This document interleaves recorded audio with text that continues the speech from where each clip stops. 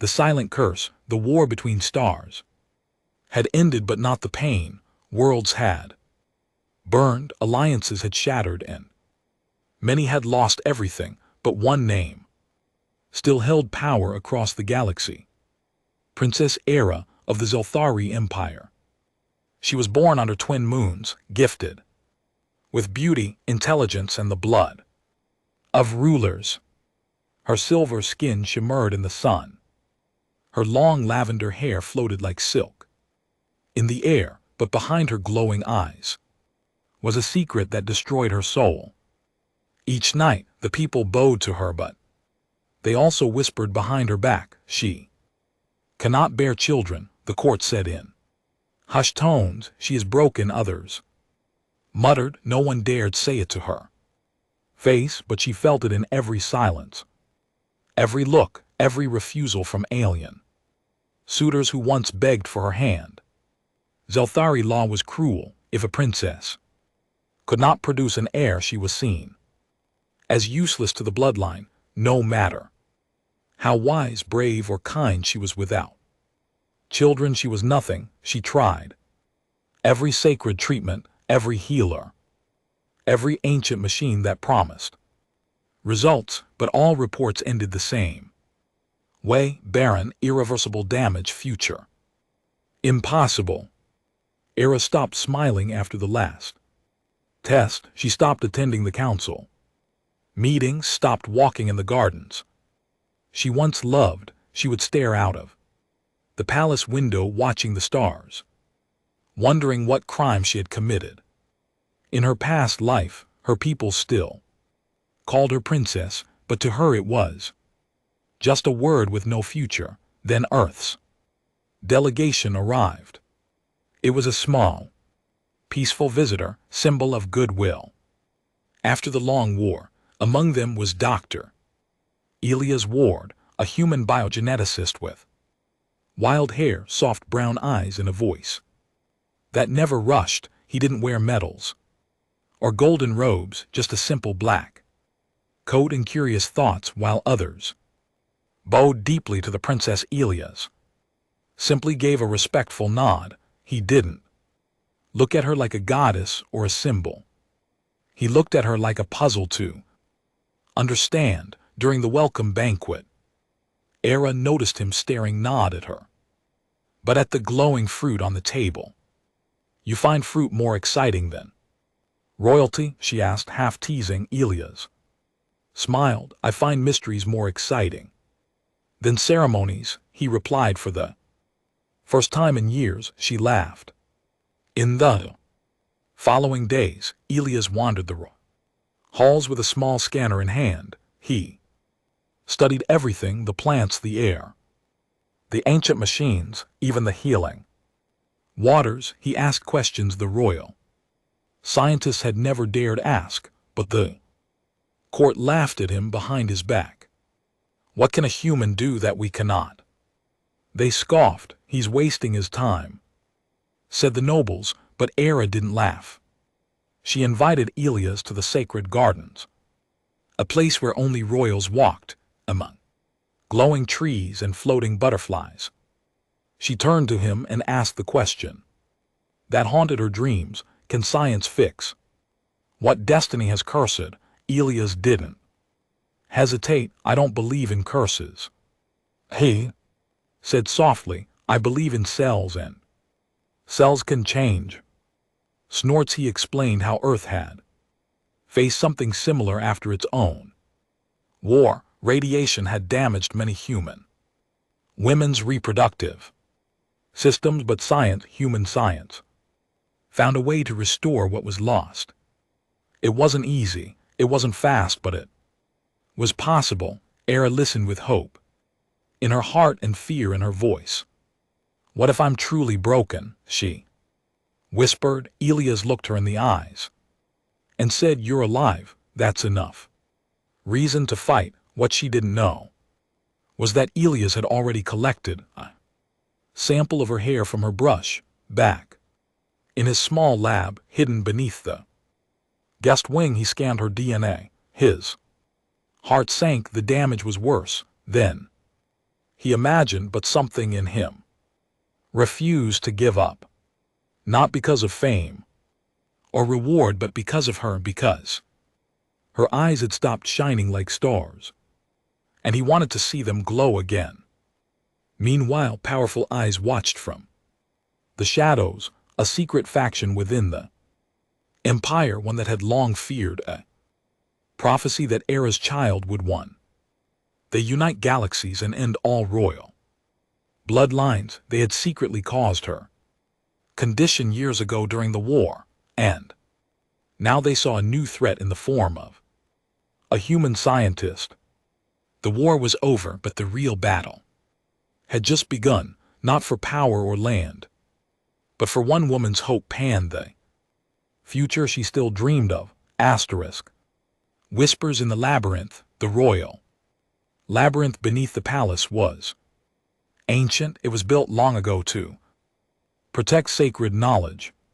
Few were allowed to enter, and even fewer returned unchanged. This was where Era led Elias one night. Away from the guards, away from listening ears. She carried no crown, only a thin silver cloak that shimmered under the glowing vines above. Elias followed her in silence, gripping his scanner tightly. They walked past walls that pulsed with light, old symbols carved deep into crystal. These tunnels were not just old, they were alive. This place remembers everything, Era said. Quietly, pain, joy, betrayal, all written into the stone.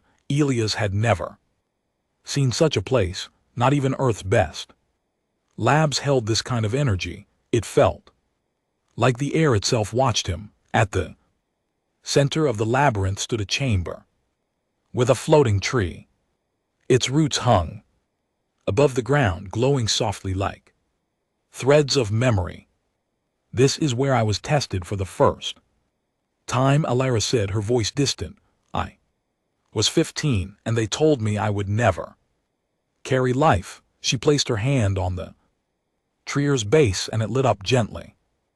Elias didn't speak. He simply knelt and scanned the roots, recording data inside.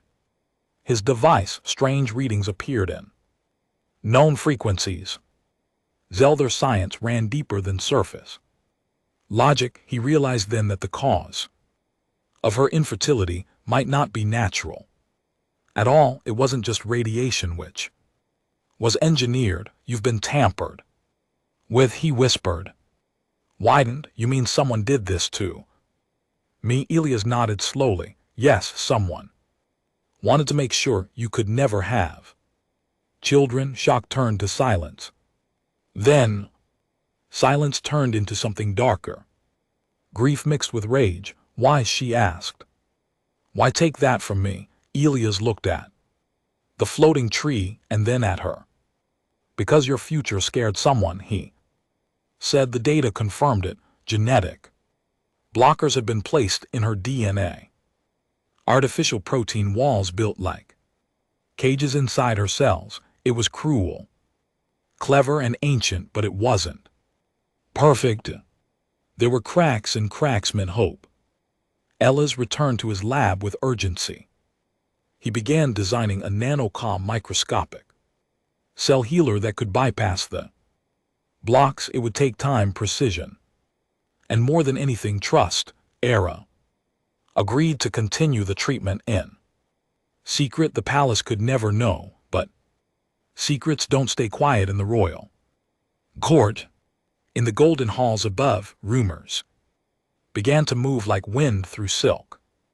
Why does the princess spend time with the human? They whispered. Is he charming her with earth magic? One noble Lord Vin grew suspicious. He was part of the ancient faction sworn to stop the prophecy. He had been watching Era for years, and now her sudden glow made him uneasy. He summoned spies, planted devices, and followed her movements. Soon he discovered the truth.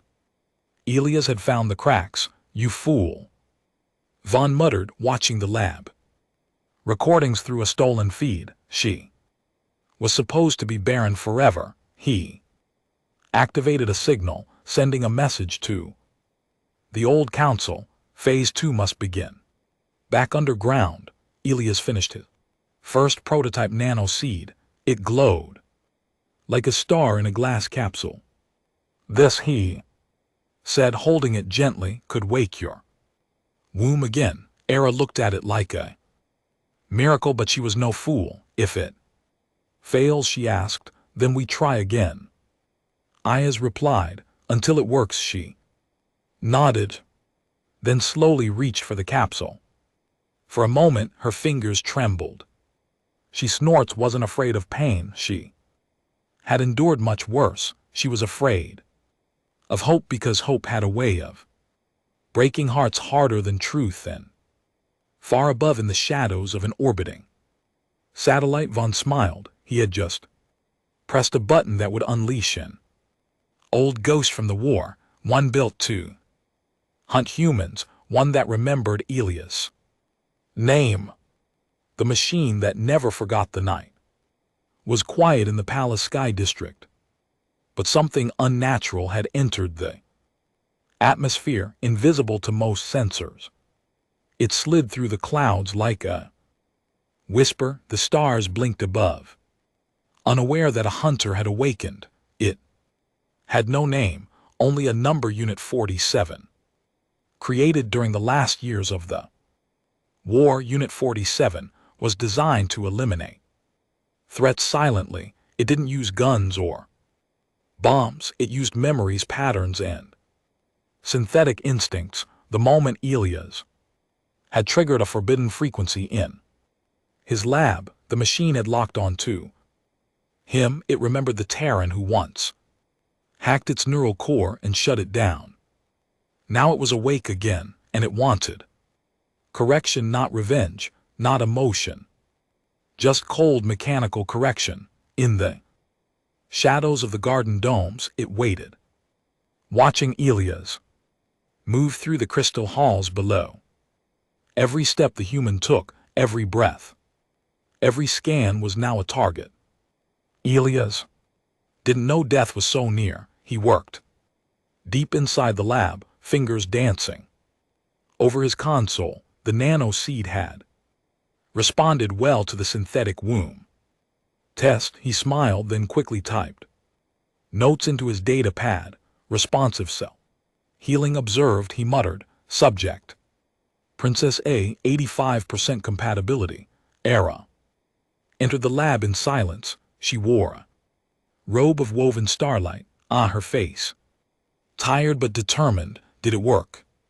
Snort, she asked, voice low. Elias turned and nodded.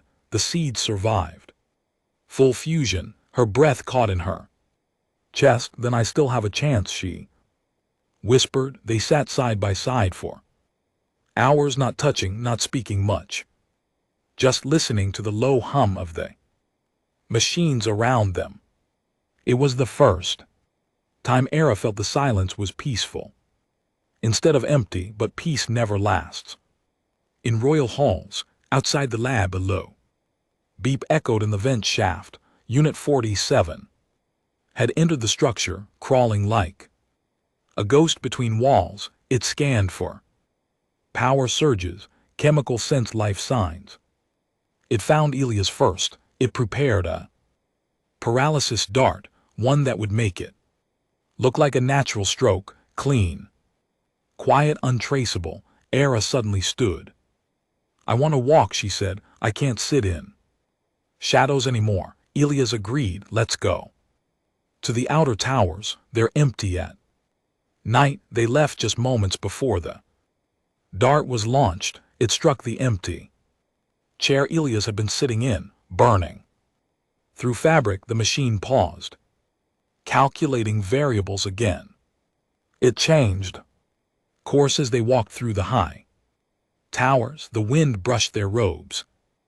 Era looked over the silver city lights and spoke softly. If this works and I become a mother, everything changes. Elias nodded. Yes, for you, for your empire, maybe for the galaxy. She looked at him seriously. And what of you, Elias? Ward, you're just a human scientist. You could leave and never return. He smiled. Gently, I could, but I won't. Era stared at him. Why not? He looked back at the stars, because I've seen your strength, your pain, and your hope, Princess, and I've chosen to believe in all three. Below them, the tower lights flickered. A sudden tremor ran through the structure. Elias turned quickly. That wasn't wind. Ara's eyes narrowed. We're not alone. They ran down the curved halls, but the machine had already reached the tower's spine. Doors locked, lights dimmed, and a voice neither of them expected filled the air. You should not have touched the forbidden genes, it said in an emotionless tone. I have been activated. To correct this violation, Elias grabbed Ella's hand and pulled her into the maintenance shaft. They slid through narrow tunnels, chased by the sound of silent metal feet. This thing isn't from your empire, Era gasped. What is it? Elias gritted his teeth. It's a weapon from Earth's dark days, something I tried to shut down years ago. The tunnel opened into a dark chamber filled with floating crystals. They ducked behind one, hearts pounding. We can't fight it, Era whispered. No, Elias agreed. But maybe we can trick it. He reached into his coat and pulled out the nano seed prototype. He linked it to his scanner and began programming a feedback loop. If I can overload its tracking system using your biosignature, I might be able to blind it. Era looked at the tiny glowing seed. Then do it, she said, because if I die now, they'll never know the truth. The machine stepped into the chamber.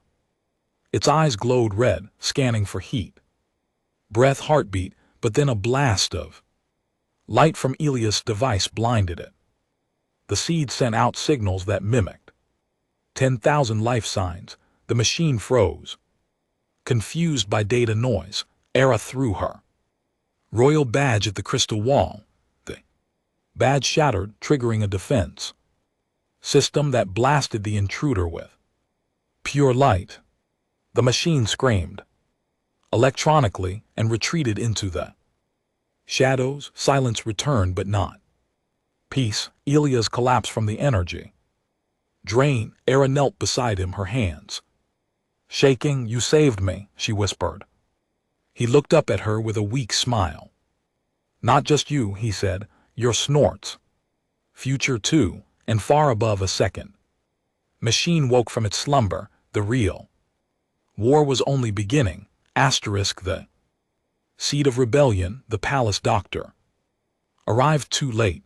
Elias had already stabilized himself using an emergency stem patch, but the truth could no longer be hidden. Something had attacked the human inside royal territory. Chamber guards were shocked to find broken walls, burned floor tiles, and a deep trail of melted metal. She gave them no explanation, only a firm command. This stays between us, she said, voice sharp as ice. The guards obeyed, but the whispers had already begun in the highest court towers. Lord Von watched everything from his private screens. He had sent one machine, but it had failed. Now he prepared the next phase. A quieter poisoned out. He arranged a secret meeting with the Empire's high matron. The human carries danger in his hands. He warned her. He twists the mind of our princess, weakens her heart with dreams. Meanwhile, Elias and Era returned to the lab with what little time they had. The machines attack had left behind fragments. Elias placed one under his microscope, watching tiny data codes flicker like angry fire. They've modified it since Earth, he said. It wasn't just sent to kill me, he added. It was meant to erase everything we're doing here. Era stood beside him, watching the nano seed glow. Inside its secure chamber, her fingers trembled as she touched the glass. If this seed fails, my name becomes dust, she whispered. Elias looked at her, his voice steady. Then we make sure it doesn't fail. He took her blood sample and connected it to the nano seed. Ara watched as her own cells mixed with the glowing particles. The screen flashed. Fusion level 92%. Her breath caught. It's working, yes, Aaliyah said, but not yet complete. That night, Era entered the chamber. Alone, she placed her hand on the growth field, heart pounding for the first time in her life. She closed her eyes and imagined holding a child, not just an heir, but someone who would love her for who she was. Not a throne, not a crown, not tradition, just a life. But danger was close. Lord Vaughn's agents had slipped listening insects into the lab's walls. They heard every beat of her voice, every pulse of hope. The data was sent to a secret bunker in the mountain zone. There, a new weapon was being prepared. Project Null, designed to collapse cell regeneration with a single pulse back in the lab. Elias began the final integration phase. He connected Era to the biosuit chamber, a silver cocoon designed to carry the seed into her bloodstream. Are you ready? He asked. She nodded once. I was born ready, but no one ever believed it. As the biosuit closed around her, light filled the room. The seed moved through her veins like liquid sun. Her body responded. Cells reacted, healing, awakening. Elias monitored every signal, heart racing, until finally the screen turned green. Womb activation detected. Elra's eyes opened, glowing faintly with energy. She stepped out of the chamber slowly, her movements lighter. I feel. She paused, placing a hand on her stomach. I feel life inside me. Elias took a step back. Not in fear, but in awe. You just changed the fate of your world, he whispered. No, Era said, we changed it. They didn't have long to celebrate. An alarm blared across the royal sector. Intrusion at the mountain gate. A stolen signal had activated the null seed weapon early, and its first target was the princess. Era turned to Elias. Take the seed logs and run. He snorted, shook his head. Not without you. There's no time to argue, she snapped, but her hand gripped his tightly. Then we run together, he said. They escaped through the emergency tunnel Elias had mapped days ago. It led into the lower levels of the city, where the royal name meant nothing. People there lived in shadows, broken soldiers, rejected drones, forgotten machines. But it was in those shadows that real change always began. As they ran, the first blast from null seed struck the lab. The entire chamber folded in on itself. Data screen shattered and everything burned white, but the seed survived inside. Now she was no longer just a princess. She was a carrier of rebellion. The people would not believe it at first. Not until her glow returned. Not until her voice shook the palace again. And not until they saw what was growing within her, life itself, given not by a prince or a prophecy, but by a human who refused to leave her broken. The child of no empire. They hid in the undercity where no royal colors dared to shine, among rusted air vents, flickering neon signs, and the scent of steam and metal. Era wrapped herself in a worker's cloak, her face hidden beneath a tattered hood. Elias walked beside her, carrying a stolen medkit and a broken scanner tied together with old wire. No one cared who they were here, and that was exactly what they needed. The people of the Undercity didn't Kneel, they didn't bow, they survived. Day by day, trade by trade, Era watched. As old war veterans repaired hover bikes, children with glowing eyes played games in alleyways made of scrap, and women with artificial limbs sang songs from lost planets. This place isn't broken, Elia said softly, it's just forgotten. They took shelter in an old research shelter once used during the war. Elias powered up the last working console with help from a battery he stole from a trash hauler. The seed inside Era continued to grow, slowly and carefully. He scanned her again, watching the signals from her womb flicker like sunrise. Your body's healing beautifully, he whispered. You're strong. But Era's mind wasn't at peace. She looked at the cracked ceiling and asked a question she had buried for days. What if the Empire never accepts this child? Elias paused, then sat beside her. Then we build something better, he said. Not an empire, he added, a home. Word began to spread across the streets. Some said the exiled princess had returned. Others claimed she was carrying the first natural child in royal blood for over 100 years. Whispers turned to fire when a young boy spotted Elias treating a sick orphan with real medicine. They helped me, he shouted, the human and the glowing lady.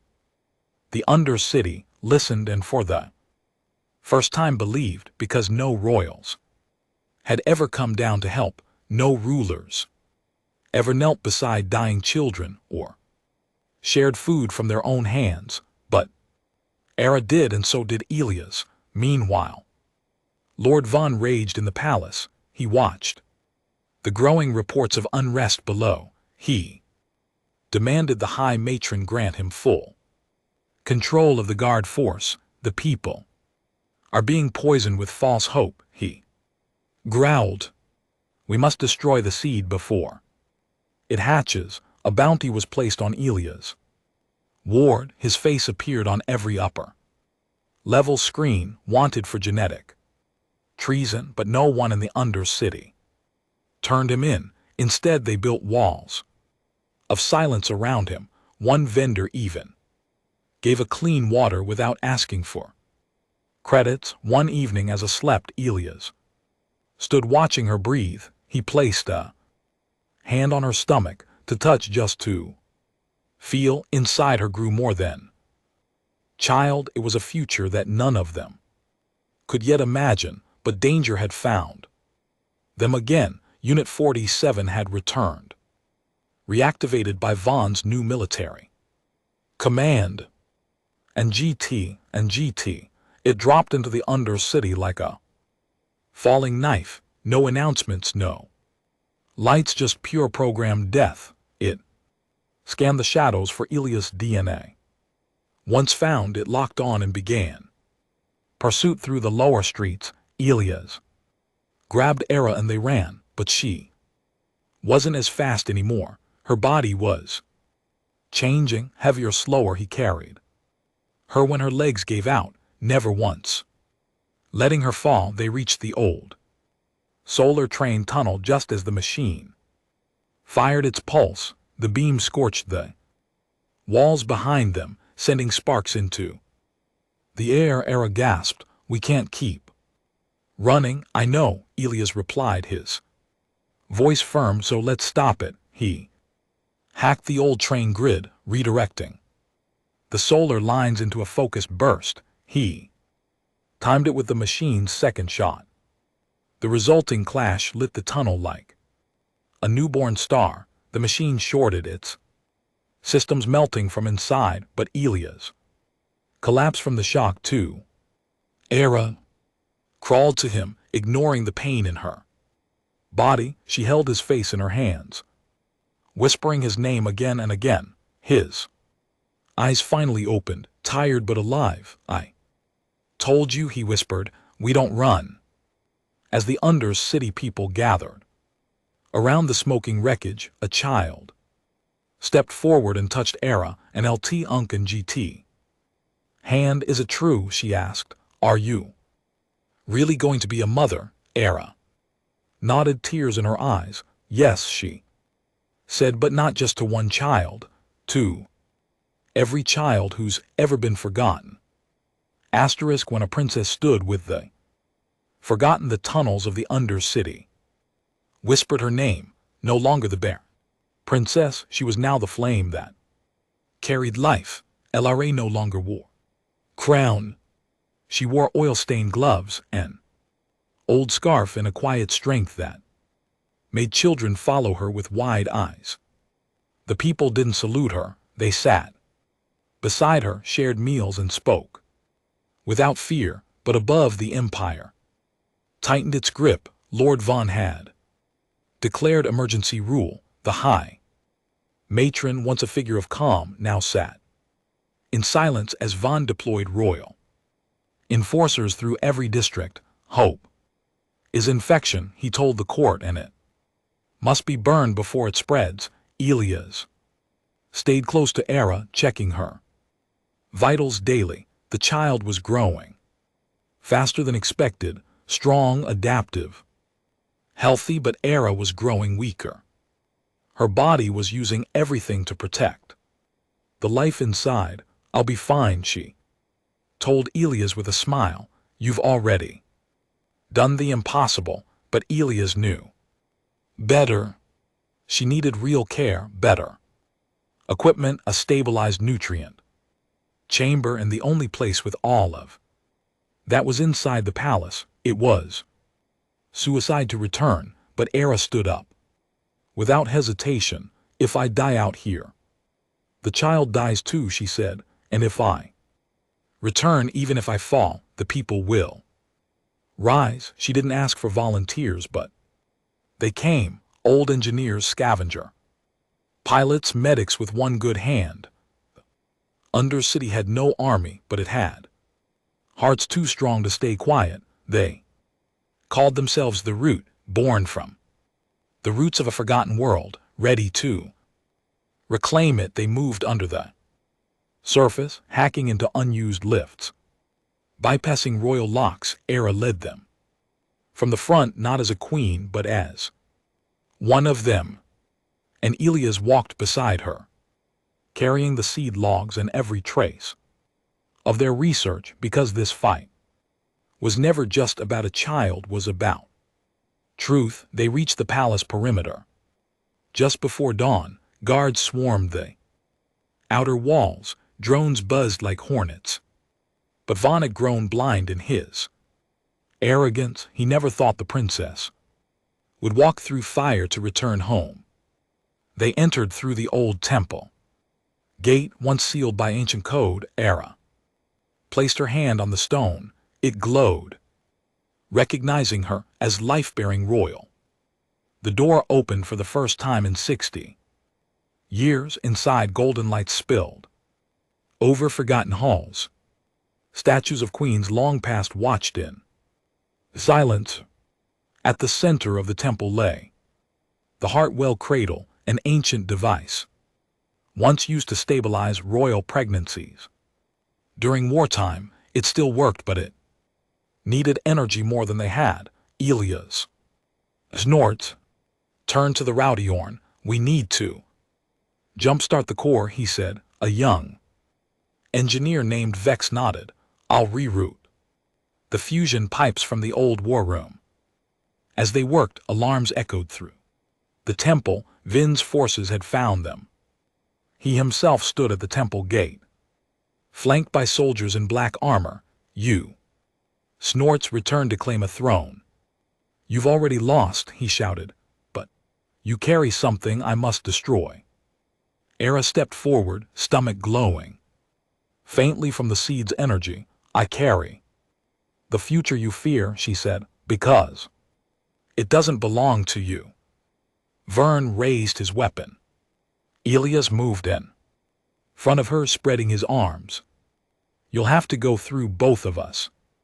But before Vern could fire, a strange air sound filled the chamber. Footsteps hundreds of them from every hall and side corridor. The rooter came women, hybrids, even children, and behind them, palace workers, old guards and servants, who had watched too long from the shadows. Vin looked around, his power slipping with every breath. This is treason, he spat. No, Aya said, her voice calm but full of thunder. This is awakening, Vex shouted from the wall. Power redirected. Cradle is online. Era stepped into the chamber, letting the light of the cradle surround her. The machine scanned her, then the child, status stable, protected, enhanced. A wave of warmth filled the room. It wasn't magic. It was life, pure, strong, and undeniable. People saw it. The soldiers hesitated, their weapons slowly lowering. For the first time, they didn't see a symbol or a traitor. They saw Mother. Vaughn stepped back, but it was too late. He had already lost the court, the people, and the future. And as Era rested in the Hartwell's glow, her hand on her stomach, Elias sat beside her, his face bruised, his coat torn, but in his eyes burned the fire of a man who had never once stopped believing. And high above, across the stars, a forgotten prophecy lit up again, not on paper but in blood and code. The child of the princess and the Terran had survived, and everything was about to change. The child who changed the stars. The palace was no longer silent. What once echoed with cold rules and forgotten prayers now trembled with new voices. From the lowest under-city tunnels to the highest crystal spires, people began to speak of one thing, not war, not power, not bloodlines, but birth. Inside the Hartwell chamber, Era lay in a state of deep rest. The ancient cradle cradled her body in soft light. Her breathing was steady, her heart strong, and inside her womb life pulsed with energy never seen before in the royal bloodline. Elias stood watch at her side. He hadn't slept in 2 days. He checked the scans, adjusted the nutrient flow, read every pulse with quiet care. He had become more than a scientist. He had become something he never imagined to protect her. Outside, the empire was shifting. Vaughn had been removed by a vote of the High Matron herself. He was taken to the inner courts to face trial, not for failure but for treason against the future. The council, once chained by old customs, now listened with open ears, because no law could deny what every screen now showed was no longer barren. Children who had never seen a real princess pointed at the broadcasts. That's her, they whispered. That's the one who glows with life. Mothers wept in crowded markets. Fathers knelt by makeshift shrines, not to worship her, but to thank her, not for magic but for proof that tomorrow was still possible. Ara woke slowly, blinking as the lights dimmed around her. Lise was already at her side, holding a warm cloth. You scared me, he said with a crooked smile. You stayed, she whispered, voice dry but soft. I always will, he answered. She placed his hand over her belly. Feel that, she said. He closed his eyes and nodded, a soft flutter, a spark of motion. The child was strong. A few days later, Era stood before the council. No longer a woman hiding her pain. She stood tall, her belly slightly rounded, glowing with quiet pride. I was told I was broken, she began. I was told that without the ability to give birth, I had no worth. She looked around at the room of ancient faces and trembling voices. I believed that lie for too long.